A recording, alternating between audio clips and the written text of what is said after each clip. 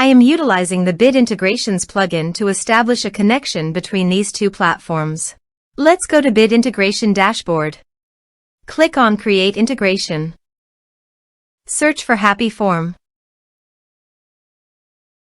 Select a form. Click on Next. Search and select Tutor LMS for action. Here give the meaningful integration name as you want. Now click Connect for authorization. Authorization is successfully done. Click Next. Select the respective action as you want. Select the respective course as you want.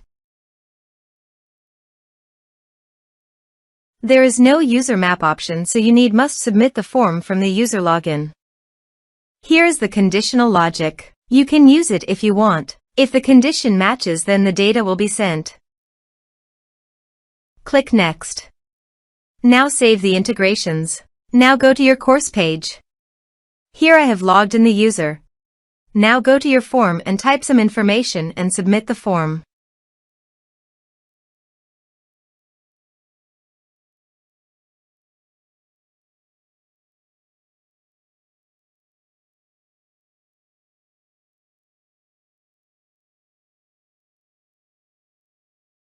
The form is successfully submitted.